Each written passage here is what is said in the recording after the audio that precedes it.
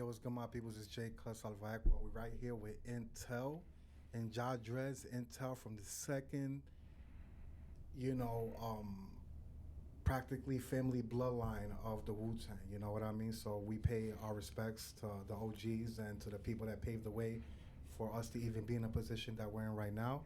And yeah, shouts to all the people that have supported us, Matthew, Rose, and everybody on Supreme. And yeah, we're out here. So iNTeLL, what's up, bro? Hello, hello. What's good, brother? I'm all right, man. Just moving forward and just practically doing what I got to do to move forward. So, what's up, man? How was your show in Canada, man? You just got back from a huge tour, man. You look beautiful. Well, I wouldn't exactly call it a huge tour. I had a show at a festival. Shout out to Mad Monkeys. That was the sponsor that brought me out there. And Ghostface was the headliner. So I went to say hi, and I ended up on stage with them, and he let me recite my father's parts to the songs that he has with him. So that was pretty fun. The crowd reacted in a pretty jovial way to see me out there. I know at first some of them were probably like, who is this kid, or who is that spitting you God's verse? But then once Ghost told him who I was, the crowd started cheering, and then at the end I got to grab the mic because that's what I love to do. If I'm on stage, I'm probably the last person on stage when everybody's leaving because I want the crowd. I ain't getting no crowd time, so I want the crowd. So everybody leaving now, they just looking at me. So I grabbed the mic, told the crowd who I was, got a nice cheer. So yeah, I love Montreal. The show went well. That's what it is, bro. And John, do you have something to ask him about his experience out there with practically people that are pioneers in hip hop? Actually, I'm just glad to hear that they went there, they got showed love, and they did their thing. You know what I'm saying? Because right now, everything when you think about over there is just Drake, Drake, Drake, Drake, Drake, Drake. So I'm glad that air was let out the room and fresh air was let in the room. You know what I'm saying? Every DJ played Not Like Us. Right. Every DJ, I was like, wow, like y'all really not on that loyalty for Drake here in Montreal. It's not like I wasn't in Toronto, but when I go to Toronto, I'm gonna see what the energy is like. So Right. Sounds good. How do y'all feel about that thing that happened with Rick Ross in Canada when I heard they played the song and people were So Rick Ross is a very controversial person. He likes the drama. So I'm pretty sure he went to Canada looking for drama, and one of his people got roughed up. And that's what happens when you looking for drama. You looking for the smoke, you're gonna find the fire. Exactly. I agree. And I mean, when you're in this industry, like sometimes you need that kind of publicity when you're not getting no airplay, no type of play, nothing. You need that type of stuff to keep your name in the mix. Indeed. he did go viral because of that. And honestly, like wherever you go, you'll find like tough people wherever. Snoop Dogg said something like that. Like these gangsters are everywhere. Like they're not just in LA or New York. So we got to be mindful about that. And practically, I was very honored to see iNTeLL up there in Canada. I was like, it's been a long time in the making, and he deserves it. Not just because, like, for example, you're from that family, but you really worked above hard, in comparison to me and a lot of people, and so you deserve that.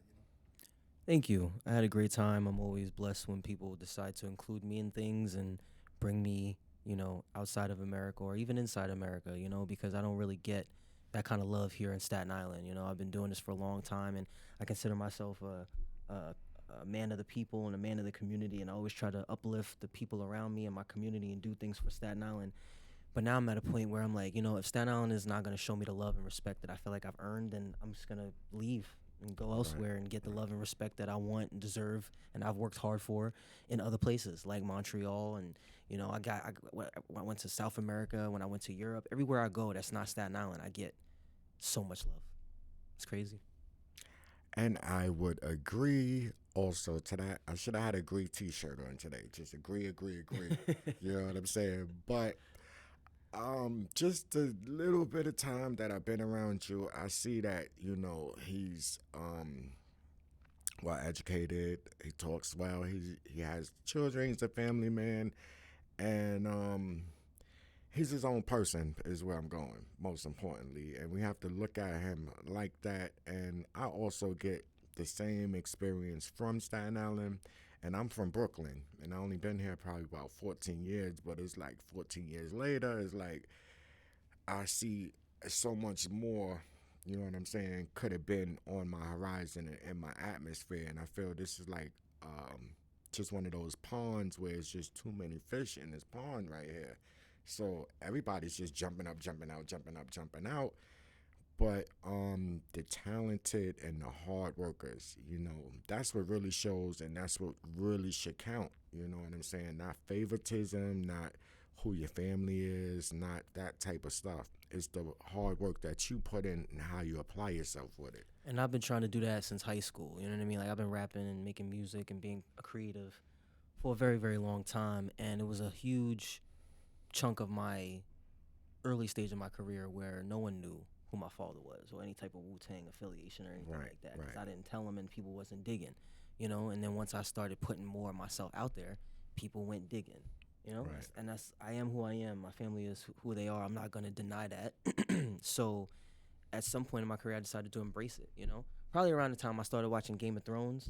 Because I'm like, yo, if they can embrace their family crest and embrace their family, then I'm going to embrace my family because I want a dragon. You know what I'm saying? And my family are the dragons. So we coming. The Wu-Tang symbol is actually the most famous, iconic symbol in all of hip-hop history. It's something that I've heard. Are you telling me or are you asking me? It's something that I've heard, but what do you say about that? The most famous hip-hop symbol I believe of all time.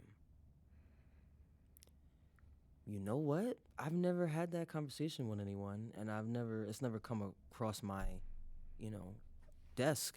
But I think I'd have to agree with that because, like, the Wu-Tang symbol's up there with, like, Coca-Cola, the Disney logo, and the Marvel logo. Like, it's a very recognizable logo, even if you don't know the music. You know, oh, that's the Wu-Tang logo. And it's international, which is very important. And I can't think of another symbol because, like, not the Def Jam logo, not the Rock Nation symbol. I can't think of another symbol other than maybe peace, but we took that because peace has And been I love around New York. You know since what I'm saying? Yeah, I love New York. It's very popular, but that's New York. That's not hip hop. I Right. think the Wu-Tang symbol is the most popular hip hop symbol of all time. I believe so. Because no matter where I go, I see those shirts. No matter where. Yeah, nobody else's logo is fucking with that. There's no escaping it, yeah. And like I said, it's international, and it's very hard to get your stuff known on an international level in this world. So Especially to the point where it breaches beyond your lane. You know what I'm saying? Like, there's people there's people that only listen to country music, but if you show them the Wu-Tang logo, they go, oh, that's that Wu-Tang thing. Right. I don't listen to them guys, but that's Wu-Tang. You know what I'm saying? It's not. So you right. You was right about that. But I don't get a dime from that logo, so good for them. I see what you're saying. I got you. I mean, you know what it is? We do got to build our lives, because that's just how it is in a man's world, of course, But some type of way, I hope that, there's some inheritance there, of course, So let's play this Montreal scene of iNTeLL performing in front of an awesome crowd with thousands of people. And before we get to that scene, Matthew, if there's anything you would want to say about your experience or about the show for people to understand more. This is me in Montreal performing at the Harlem of the North Festival, the second annual Harlem of the North Festival in Montreal.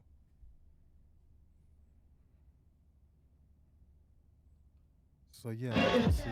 Everything and what about the wedding ring? I'm measuring the measurements, only made for pleasuring. I'm treasuring the better to forever with the weather rings. Slicing opposition like propellers through the holy or unholy. Some try to control me, moving slowly like a two-strike villain. That's the parolee like the goalie. I block out the hate, I make the phony sound rolling. But not that he got shown the only light is harder than a heart attack. Sharpest in your cardiac. On the track like those that were chosen to be called the rat. Snow was exposing what they holding. He called the rat. Doing what he did to get around. Now that's called the step.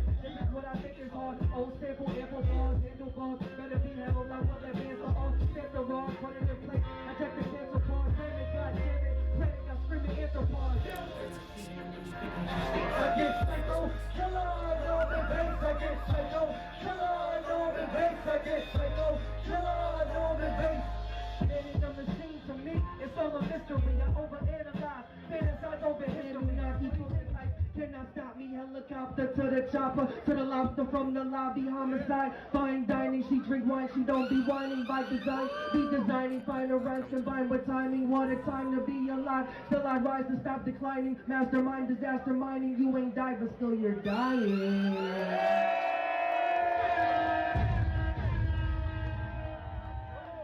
Wait. Go by iNTeLL, iNTeLL. The son of the legendary UGO Zilla. I've been doing this for 15 motherfucking years! This is definitely the biggest crowd that I've ever performed in front of my life. Thank you, Montreal! Many weapons drawn, all I had was my spawn mask. I be smoking trees, I be puffing on that long grass. Clever with the better verbs, better word, lesson learned. Everything is everything, I put everything in every word. Make some noise! My time, bitch, I'm your motherfucking donor, make my arm lit. I smack a pigeon in the sky. You ain't fly, bitch, rhyme till I motherfucking die. Then I die, rich, mine. Everything you see is mine. It's my time, bitch.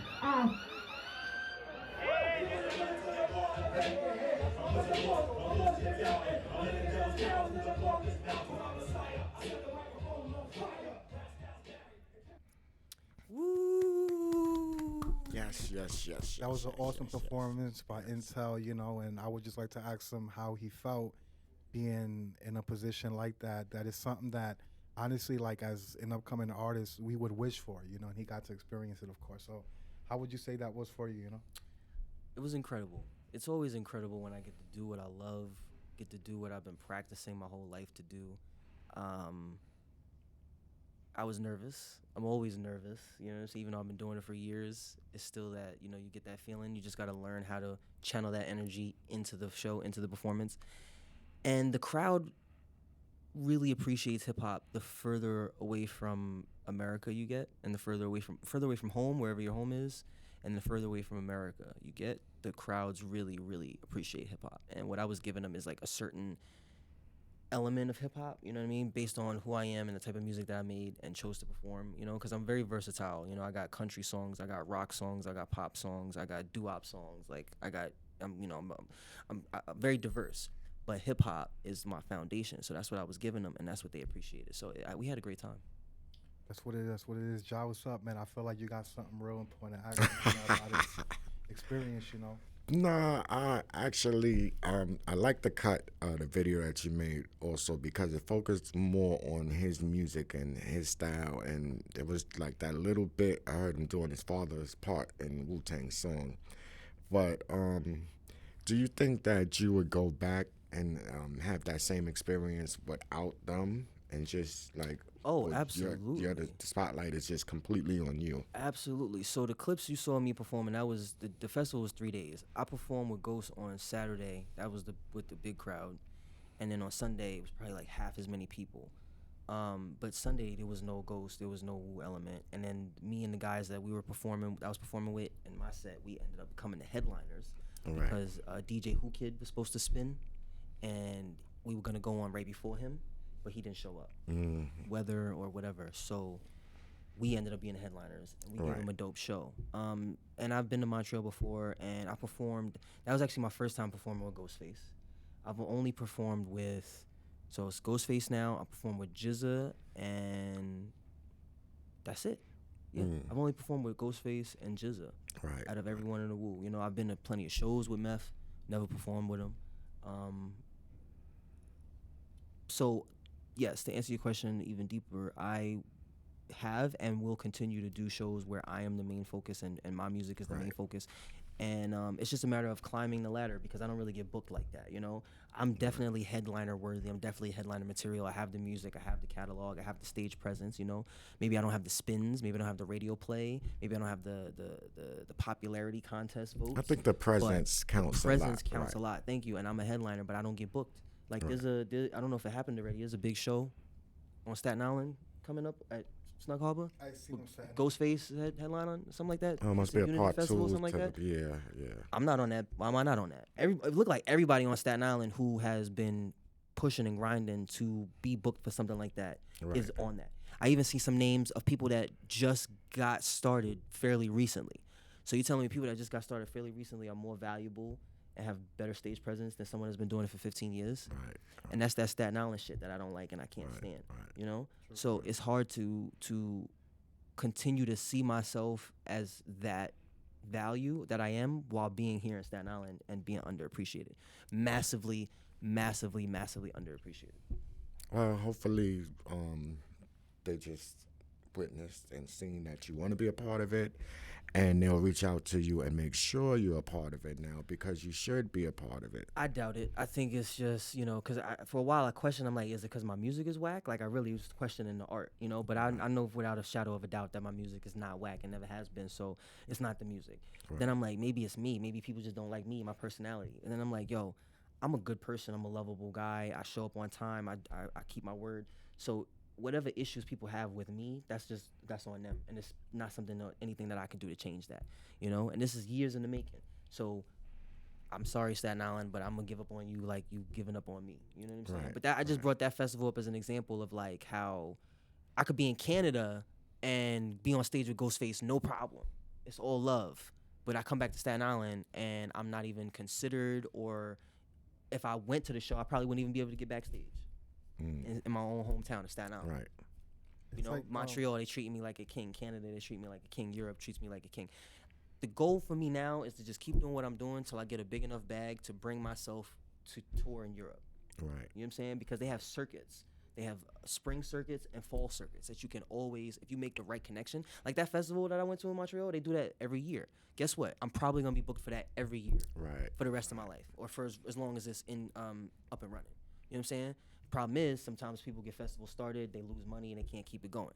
So if this festival doesn't have a third year, then I won't be returning. But if it has a third, a fourth, a fifth, a sixth, a 10th annual, 25th, iNTeLL will always be a part of it, because I made sure that I, am courteous, respectful. I do my job, and I try to build a rapport and a relationship with the people that's running the show. Not just the artist that's like, yo, yeah, we got to get in the studio, God, what's good? Blah, blah, blah. Right. You know what I'm saying? It's like, nah, I want to talk to the people that put all this together. That's where I'm at now. When I was 20, maybe I was like, yeah, let's sit in the studio, drink, smoke. But like, nah, I want to talk to the people that's putting together events that 5,000 people can attend. You know what I'm saying? Like, that's where my mindset is at. And if I meet people like that for 1 month every year, I'm booked at a festival every month out of every year, and I can now feed my family without having to worry about where the money's coming from. So you know what I'm saying? Like, and I just realized I'm not gonna get that love, attention, appreciation, respect, and support here in Staten Island. So I'm always gonna continue to bring my talents elsewhere from now on, man. Exactly. What you were saying gave me a reflection of a scripture that says no prophet is accepted in his hometown, and the logic behind that is that when people are too familiar with somebody, it's hard for them to believe that the person can outgrow who they knew at some point in their life. That's why when I went to LA, people looked at me sort of in a different light from people here, because they're like, no, you're just old Jay. You're not going to be more than what we know you to be. But somebody else who doesn't know you has an expectation like, hey, I just met you. This is fresh air. I believe you can conquer the world, you know? But that's the crazy part to me, because they think they know me, bro. People don't really know me. I have a very, very small circle. So they go off what they think they know. And they think they know what they know from watching Wu-Tang and watching that universe. You know what I'm saying? Because they're not watching me. I don't be outside like that, you know? Right. And I don't be on the internet like that. So you watching what I want you to see, but then you also watching all the other stuff in the Wu-Tang universe, which I call the Wu-niverse, and you make your extrapolations from that. For example, if you go online and you happen to know who RZA's daughter is, right?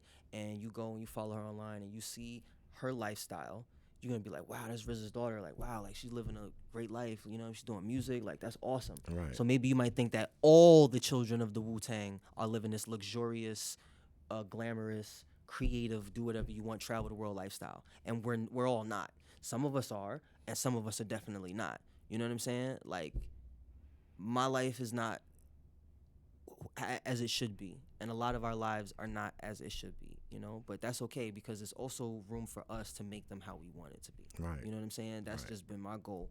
And it has hindered me with people thinking that they know me, and people thinking that I'm okay, and people thinking that everybody's taking care of things. Oh, he's good. The Wu got him. You know what I'm saying? It's like, no, the Wu don't got me. The woo don't got me, and the woo has never had me. I've had me, and I will always have me to the day I fucking die. And the people that realize that when they meet me and when they see me, we've been able to work together, build together, and create great things. And everyone else just wants to judge from the sidelines, you know? So it's a challenge, but, you know, what don't kill you makes you stronger. Exactly. At the end of the day, we are our own men. And as our own man, we are, like, responsible for our life.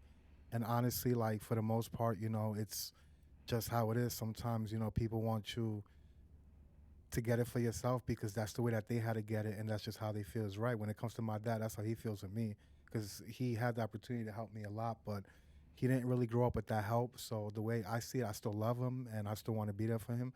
But he's just doing to me what was done to him. You know, he didn't really have a dad to be there for him like that. So he's like, hey, son, you know, I want to see you do it on your own because I did it on my own, and I know you could. And even though we take it harshly, we just have to at least be understanding. It's probably not something you agree with, but Doing it on your own is okay. Starting where your father started is insane. Does that make sense? I got you. Like, my children, I do want them to be independent. You know what I'm saying? I do want them to know how to think for themselves, and I don't want them to be super reliant on me and their mother for the rest of their life. Right. But in no way, shape, or form am I gonna make my son go through everything that I've gone through these past 32 years of my life, all the terrible things that I've gone through by not having a father, and by just not knowing certain things. I cannot see the benefit in making my son start from there. You know what I'm saying? He's gonna have his whole own issues. You feel me? Because I got my whole own issues that are separate from my parents and everything like that. Just me being, you know, alive, being a child born in 91, and, you know, being alive in the era that I'm in now. It's a whole separate class of issues. For example, I got a college degree. It's worthless now because college degree jobs are not what's popping anymore. But in the 90s, when I was a baby in 91, you got a college degree, you the shit. So my parents is going off old, you know, their era of thinking to push the child forward. You know what I'm saying? So sometimes there's a disconnect. So instead of trying to prevent your child from instead of trying to make your child like you by, like, I had to get it on my own, so you'll get it on my own because I'm tough and you'll be tough. But it's like, you got to stop and take a second. Are you really tough? You know what I'm saying? As tough as my father is, and as tough as he wanted me and my brother and my sister to be, or let's say me and my brother as he wanted us to be, without being there and guiding us through certain things and holding our hand through certain things, as tough as he wanted us to be, is he really tough? Because I think courage and toughness is doing things that you don't want to do when you have to do them. And when you have kids, you have to be there for them. Whether you don't want to, when you're tired, when you're sick, when you got a headache, when you don't want to be bothered, when you're annoyed, you have to be there for your children. That's tough to me because that's what I do. Because you best believe it sometimes that I don't want to be bothered by anyone. You know what I'm saying? My children get a pass 9 times out of 10 because I love them to death. But there's that one time where I'm like, you know what? I don't even want to be around them. But I'm like, you know what? No, this is the most important time of their lives right now. They're 5 and 4. Like, they need me every single moment, especially the moments that I don't want to be there. That's tough. And I didn't learn from fucking you, God. I didn't learn that from him being like, yeah, get it how I got it. I learned that from a absence of that. You see what I'm saying? So sometimes that mentality that fathers have of like, yeah, you know, I want my son to get it on his own and be independent. They're teaching us the wrong way. You know what I'm saying? Because your father could be like, okay, if he helps you financially, right?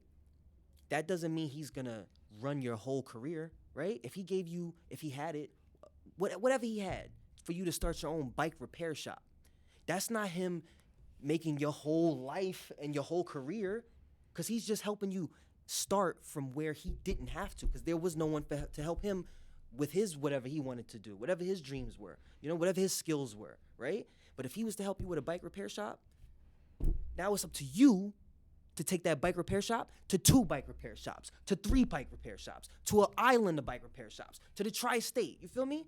Yeah. So that's how we help our kids, because they still will be independent because we want them to be, and we will, you know, take a step back when we need to. But we can't have our children starting from where we started or even further back. That's just insane. And black people have a habit of doing that shit, and we need to stop. Yeah. Okay, I'm done with my rant. No, I believe in that. Like I said, I agree with that. What I say is just that I'm understanding, and that's about it. But I agree with that. Like when I have my son, I want him to have more than what I had, and if I can do more for him, not sincerely give him a golden spoon to the point where he gets softer, no, but to the point where he, like you said, he doesn't have to start where I had to start. But you know, life is subjective according to each human individual experience. And we don't always have to agree, but I believe just being understanding at least is something that can help us. Because believe me, if I wasn't understanding, I would get mad at a lot of things I don't agree with. But it's just life, you know, and we're men, and you know, we were just put in this position to move forward, and as a team, we will, man. It's been hard, but our story will have its glory because of that. You know what I mean? Facts. Shout out to me, bringing it back to me, because that's why we're here. Now I'm just playing. I love y'all. Y'all dope. Yes. But I got a new album out right now called Dante's Inferno. It's my 20th album. It's the link is available in my Instagram bio. You can follow me on Instagram, INTeLL.music. Click that link Definitely. and check out the album, please and thank you. Every dollar goes to supporting my children. That's what it is. Yup, his 20th album. I shot you out with that in the first show, actually, too, when Preem spoke about you. So that's what it is, man. Now Have you heard it? Get to see this. We checked it out, man. Beautiful, beautiful music. You know, Thank you. this new song though, this new clip that we're gonna play is a video with Meth, where you shot it some scenes at the beach. It looked like you're in outer space. Yeah, it's a really, really old song and a really, really old video, but I appreciate you for pulling it up. It is one of my favorite videos that I've ever done. It's some of my best work editing wise and color correcting. And yeah, this is when Second Generation Wu was born, and I got Meth on a song with his son for the first time in history. Oh, good dropping it. That's what it is.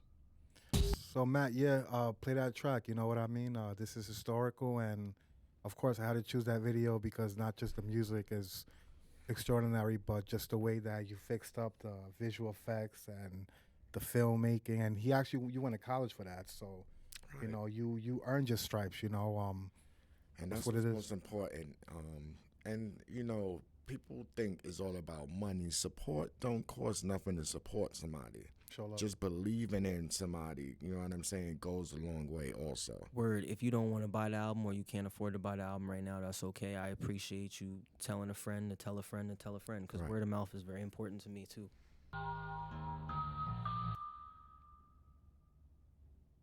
That's a dope video, dope video. Shouts to Meth.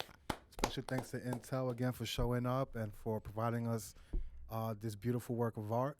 And of course, seeing this video also reminded me of the first time that I seen Meth in the Staten Island Mall. And I was like still growing at that time. I was like 17. This is like before I actually got that cool with him. But I heard of you before when I just moved there. And I just couldn't believe it until I seen Meth. And then I was like, all these people are really saying the truth. These guys are really around here. I didn't go up to him because he was with his son out of respect. Because, you know, when people are spending time with their family, you don't want to interfere. You know, it might be seen as rude. But that's what it is. It's a big inspiration for Staten Island and for the people out here that are following their dreams, you know? Word. I, Absolutely. not to cut you off. No, I'm good. Okay, I had an experience with meth a long time ago, probably like 93, 94, you know what I'm saying, when they was really popping off. I went to school in Daytona Beach, Florida, and I came down there for a couple of shows, and it was like, I'm next to meth, and I'm like, no, that ain't the meth, and he denied it. You know what I'm saying? And I couldn't prove it because a lot of people don't know that Method Man looks dark in the videos, but then when you get to him in person, he's not really that dark. You know what I'm saying? So it was like, it was that factor there. And a few more times, he has just been the one that if I go to Toys R Us Christmas time, guess who on the line? You know what I'm saying? And I'm pissed off that I got to stand on the line, but then I'm looking and I'm like, you got meth standing on the line here? How dare them?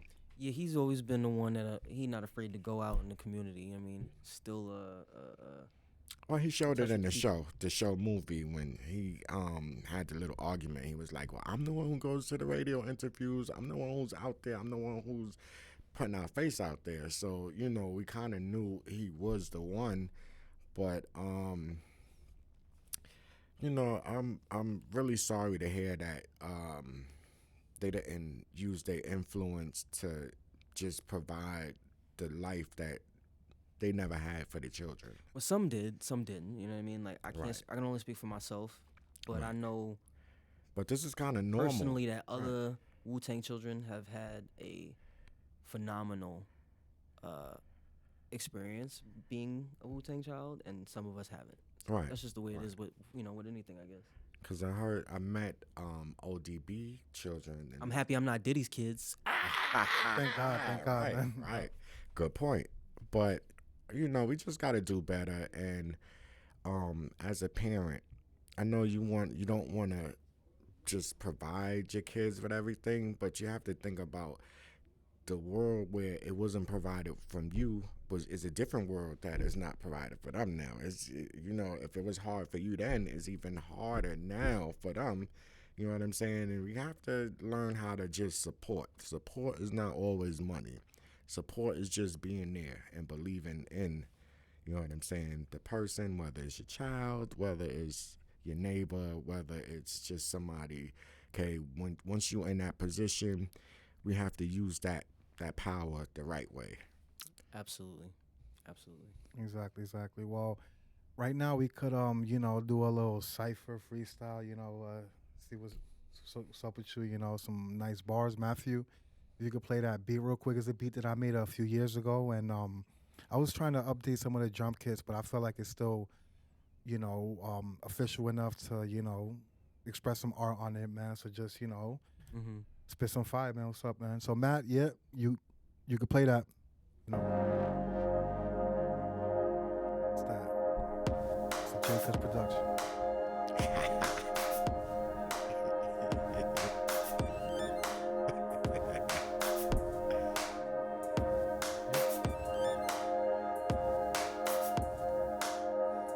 Your boy iNTeLL, the iNTELL. Here we go. I said, every time you see me, be prepared to catch a contact. Hi, how you doing? Stop pursuing me for contacts. Locked in my jack, boom, bap, yeah, we on that. Beat knocking heavy, getting ready for some combat. We about to blow like we sitting on a launch pad. About to get our buzz to infinity beyond that. We be on torso, they asking where the arms at.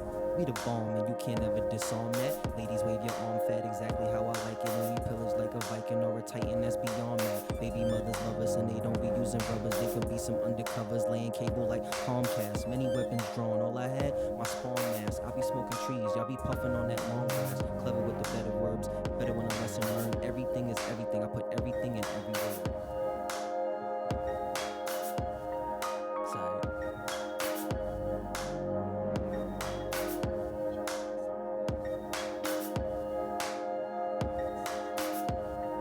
See me chilling with the OGs. Now we talking history about hip hop and rap, but y'all don't even know I got their back. This is something in the making. History, y'all gonna see over here. We just creating, and we got the fire, and we getting higher, and we coming through like science. Y'all don't even know. See the flow, starting now. It's time to go. Yeah. Yeah, it's time to go. The meaning of life. What is the meaning of life? That's all I got for bars. All right, that's what it is. Yo, Jah, I know you got some balls. Yeah, right. We ain't even gonna do your viewers like that. Might get on my Curtis Blowish right now. That's what I it say, is. What it is. 1, 2, 1, 2. I Right. want to make a record like that. Go back in time. All right, that's what it is. Style.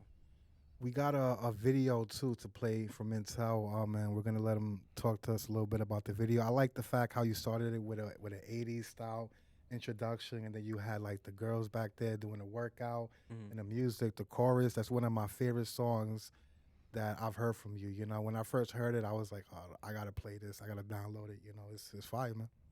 So the song he's talking about is called Legacy Drip.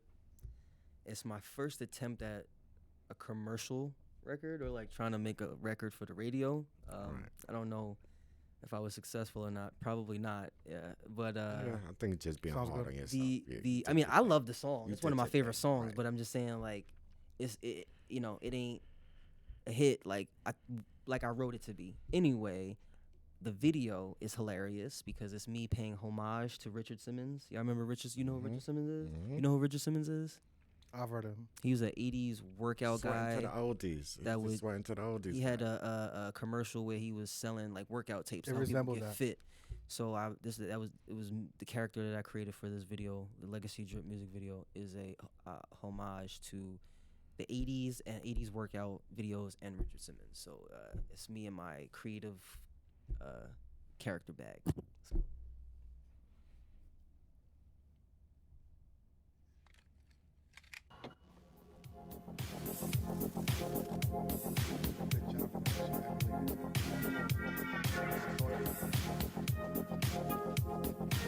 Creatures, supernatural, Lionheart, Skull, and Ghostling Soul separate. I am Guy Hipster Black, and for $59.99, I will get you with this. I'm talking about with the thickest muscles you've ever seen. I'm talking about Clydesdale baby. You know what the I'm talking about? So we're gonna start with a little warm up. Are you ready, ladies? All right, do that, do it. If you can't keep up, you're weak. All right, here we go. Ready? Okay. Hey, I want to dance with somebody.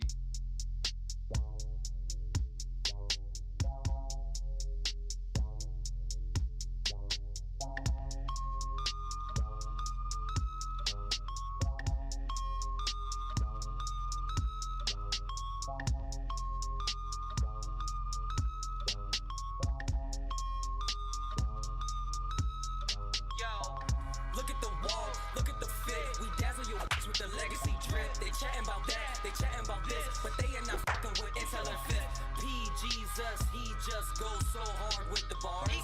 Young men living large. G13, we on Mars. Trying to build me a hospital. Put my name up on a school. I know money isn't everything, but it's one hell of a tool. Back in the day, I got played. They ran from the turd in the pool. But now, cause my words are absurd, I could package that turd and get millions of views. So what you got clothes, everyone knows, but what have you done for the bros? So what you got hoes, I see that they clones and pillow talking gets exposed. Tesla's on the road, early flights, late shows. And if she sipping what I'm sipping while we in the kitchen, she touching her toes. Look at the wall, look at the fit. We dazzle your bitch with the legacy drip. They chatting about that, they chatting about this, but they are not f***ing with iNTeLL and Fifth. P Jesus, he just goes so hard with the bars. Young men living large. G13, we on Mars. Legacy, but the bars. Let us form in the stars. But you cannot hear me, yeah, you cannot hear me, but that's cause it's loud in the bar. That's cause it's loud in the bar. That's cause it's loud in the bar. We blowing tree in the speakers, my Jesus, that's how we get loud in the bars. I have the drip of a legacy, chefing up multiple recipes. Who got the bars of the century? Handling damage and weaponry. Baby, come lick on my Zeppeli. Pennies on floor, now it's wet for me. Let me just touch on your sensory. That booty is stuck in my memory. Look at the wall, look at the fit. We dazzle your with the legacy drip. They chatting about that, they chatting about this, but they are not with iNTeLL and Fifth. P Jesus, he just goes so hard with the bars. Young men living large. G13, we on Mars. Legacy, but the bars. Let us form in the stars. But you cannot hear me, yeah, you cannot hear me, but that's cause it's loud in the bar. That's cause it's loud in the bar. That's cause it's loud in the bar. We blowing tree in the speakers, my Jesus, that's how we get loud in the bars.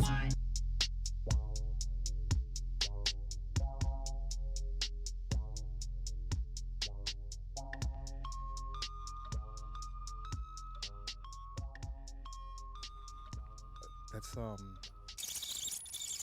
yep, that's one of my favorite videos and songs of all time. He actually recorded this at Dock Street. I remember I used to go over there to do studio time with him, engineer, and he used to actually get along with Tori, somebody that was very important. He used to actually own Dock Street, right? Yes. And you know, there's some things that happened with him. Speak about that. Thank God that we're not there no more. Off of what you're just gonna tell him right now, you know. He got raided, and we wasn't there because we don't work there no more. So it's a good thing we stopped working for him a while ago. And it turns out he was up to some Diddy activities in Staten Island. Right, so a lot going on. you know, you live and you learn. I never saw anything crazy. He was never I never seen anything. Again, I never seen anything crazy. I never did anything crazy. Just made music, and he taught me about the stock market. Like, he was a very positive influence in my life. And I never seen or heard or witnessed anything like that would make me want to like alert the authorities. Right, I was on the other side of that. Yeah, he kept all that part right there. He kept all that, compartmentalized. So it was a big shock to see his place get raided, and like I had my baby shower next door. You know what I'm saying? So my life is very tied to Dock Street, or a portion of my life is tied to Dock Street. So, but I wish him and his family well, because that's just the type of person I am, and I hope that everything works out for the best and justice is served.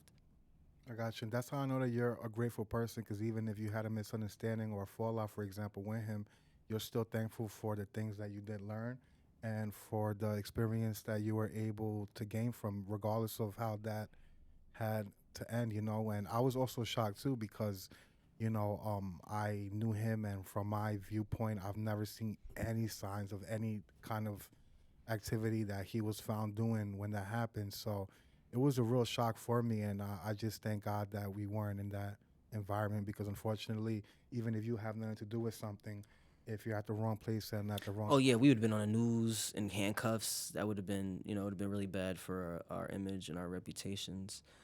But, everything happens for a reason, and we distance ourselves at the right time. And, like you said, I'm appreciative of the time that I did have there when I was building Second Generation Wu. I wouldn't have been able to build Second Generation Wu without his investment, No one else was willing to invest in me and my ideas and my dreams and my goals until him, I mean, let me not say that. Like, there were people along the way that invested in me, but they invested in me in their way, in ways that they saw were suitable for them. He was the first person in my life to invest in me on some, like, I have no idea if this is going to pan out. I have no idea if I'm going to make my money back. But I see how determined you are, and I see your work ethic. On top of your Let's vision. give it on top of your vision. Right. Let's give it a shot. And we were successful. The only thing that stopped us was the pandemic. It was me and Meph's son. We were on a flight. We were booked for flight to Barcelona to perform. Wow. Right? Trump closed the airports down the beginning of the lockdown. That same day, it was March 15th. I'll never forget. March 15th. Flight, nope. Lockdown. And I just had to slowly watch Second Generation Wu fade into nothingness during the pandemic, because nobody wanted to get together and make music. Nobody wanted to get together to do anything. And I did a lot of the COVID lockdown in the studio, you know what I'm saying? Because me and my kid's mother at the time, my ex-fiance, we weren't even seeing eye to eye. Right. So now I'm sleeping in the studio all the time, making music during the pandemic, trying to keep Second Generation Wu alive. Right? It was and it wasn't. You know what I mean? The studio was cold. It was dirty. Like, it's not someplace I would rather have been home with my family. Right. You know what I'm saying? Especially now after doing all that and like literally holding Second Generation Wu's heart in my hand, pumping it myself to give it life and blood. No one appreciates it, I mean, there's some fans that love the music and love the movement, but the people that I did it for initially don't really appreciate everything that I put into and what I did to make it happen and make it a thing. And that hurts, and I get looked at like some sort of like maniacal villain that's just trying to take over and be the boss of everything, when really I was just trying to build a platform for us all to stand together. But you can't teach people things that they can't be taught, and you can't make people see things they don't want to see. So, it's just back to me and mines and doing what I know is right for me and mines and the people that do for me. Loyalty is really important, and I'm redefining what that is. It's not just blood. It's not just someone you grew up with. Loyalty is really like how far are you willing to go for someone, and how far are they willing to go for you? Exactly. And you know what? I just want people out here to know he's saying the truth 100% as far as like, the epidemic. Because I remember we were working at the studio around that time. And one night when I was done, I was assuming, I was like, all right, well, I'm going to go home. Aren't you going to go home? I think I asked you. And you said like, yeah, I got to stay out here at the studio. And that's when I opened my eyes to the fact that not everything is glamour and, lights and everybody's a superstar. Like, yeah, we appear to be these things, which is good in front of the camera, right, for the sake of art and for expressing itself. But people have no idea what somebody's going through behind the scenes. You would never think that he was going through something like that 100%. You see him, he's working at a good studio, people around him have some money, some resources. I had a car at that time. He had a car. You would never think that, but just it's life, things happen, and I'm glad that you were able to move forward from that, because even though you thought that he was having a good time at the studio, he was right. It was cold up in there at that time. So I mean, there are good times that can be had. You know what I mean? Like I did have a lot. I have good memories of the studio, and great memories in the studio. I made some great records, some of my favorite records in the studio.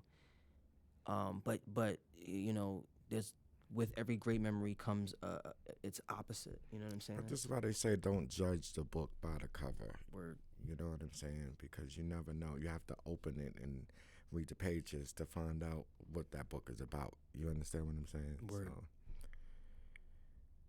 and that's a big place. You know what I'm saying? It's almost like Disneyland when you go in there. It's like hidden floors, it's like it's where you want to be doing that type of work. But sometimes, when your mind is other places, it can be distracting there. You know what I'm saying?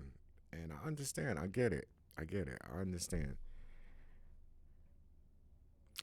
I also wanted to point out the fact that since I partially grew up with iNTeLL, I knew him since I was about 16, 17. We're still teenagers. He met me when I had no beard. I believe he had no beard around that time. We I looked like believe different he men. had no. I definitely had no beard. You didn't have no beard, yeah. I was a teenager. So, I just got my beard last year. all right. That's You what see all it these is. 12-year-olds, 14-year-olds with Yeah. these Whoa, old beards. bro! I'm Some like, people that's get beard not early. Fair. That's Right. not- It's You crazy. probably had beard at a young age, right? I'm 50 years old. I still don't even got a full look beard yet. I'm still trying to get a full beard. It's almost Which there, is though. crazy. Right. 50 years later. I you know bet what you I'm if we saying? go to Africa, we get us a nice village girl. She puts some berries and something on our face, and we have a full beard overnight. Right. Yeah. Well, the solution is... Or just take us in the hut for 15 minutes. You know what I'm talking about? Get the beard the old-fashioned way. Get some of that facial hair the old-fashioned way. You know what I'm talking about? I got you. And what I wanted to point out real quick by saying that is that since me and him partially grew up together, we've really been around people and situations where like people have really fallen down throughout the years. For example, like we knew a rapper, his name I believe it was Matt, right? But he went by the rap name of I believe it was Chase Green. And shouts to his family, shouts to his mom. His mom was cool. His sibling was cool and stuff like that. Shout out to Pacelli's. They was good. Yeah. Good people. And I was cool with Chase Green. We had like a little something back then, but we had a battle rap and stuff. But I just feel bad because people that we had to grow up with that had a potential to be huge and be great, unfortunately got lost in the wrong circumstances. And this is stuff that me and him had to see. So he's really had a strong life in that area because it hurts to see stuff like that happen. So I want people to just be aware that I still live with scars in my heart because some of these people were more than what they had to go through, as far as their life, I lost a good friend. Well, Chase Green was a good friend of mine too, but I also lost another good friend by the name of Joseph Rivera. I heard of him. AKA Takeover. Takeover. Shouts to Takeover. We lost him to gun violence, and it hurts me because after we lost him, a lot of good things in my career started to happen. Like he I know for a fact, even though he's not he's not the son of anybody from Wu-Tang Clan, but I know when I built Second Generation Wu, if he was alive, he would have been right there with me, helping me build it, push it, promote it. He would have been he would have got it tatted on him. You know what I'm saying? Like he was just that loyal to positive movements and community and togetherness and good fucking music. Right. So having him no longer with me and everything that I've done after the positive, I know he's just one person that was always and would still be if he was here in my corner. So I miss him dearly, and it sucks when we lose people close to us when they don't get to see us, shine, and lift them up, because I would have brought him on every stage that I was on. He was the one person I could call and be like, yo, I'm doing this, you free? Let's go, let's do it. Especially when they're your biggest supporters and they're in your corner and they're fighting for you, and it's once they gone, it's it's a void there. Yep. You know what I'm saying? That can never be filled again. And he's one of the few gangsters to befriend a nerd like me. You know what I mean? I didn't have too many gangster friends like that, and he wasn't a gangster to the core. You know, I feel like he got caught up in the wrong stream with the wrong people doing things he thought he had to do. You know what I'm saying? Because he was very intelligent, very smart, very funny. He could have took over the world doing anything else that he wanted to do. So he didn't have to do the street life. It's not like that was his, you know, his dreams of being Frank Lucas, you know. But I appreciated him, and I appreciate gangsters that befriend nerds. You know, sometimes that union, you could take over the world. Pinky in the brain, baby. Pinky in the brain. I got you. Takeover had a strong voice, a delivery of a professional. He was around our age at that time, and he even surpassed me in that area. And I can tell you, like, you know, it's almost like the most talented ones for some reason.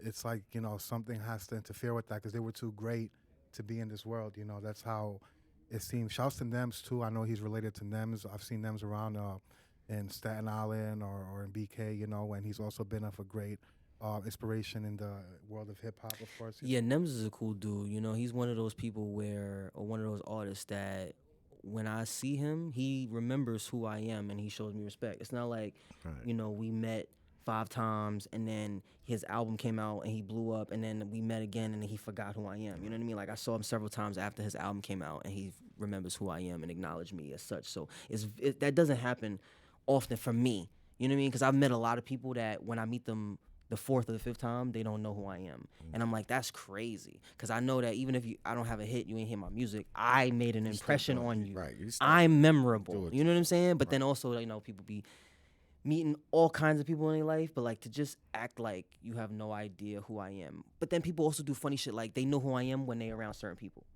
You know what I'm saying? Like, as a certain celebrity when it's going to benefit them. Who will remain, not even when it'll benefit them, just like, I don't know, maybe it's like, they don't want the person that's there to see how they really treat me.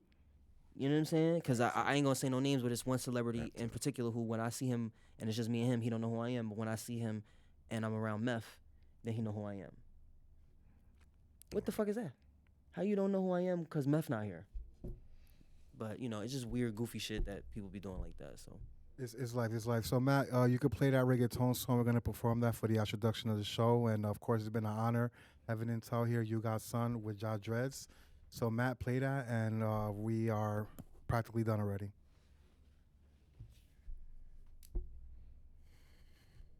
That was fun.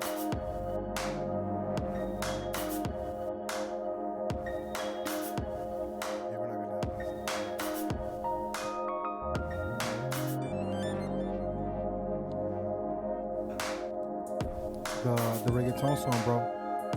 It's in Spanish.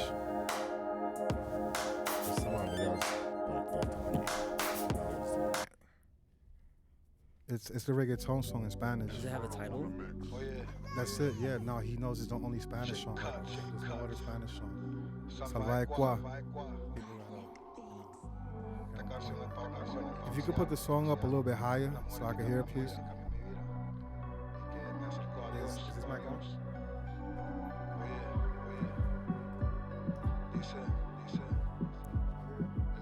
Que no te haga como no me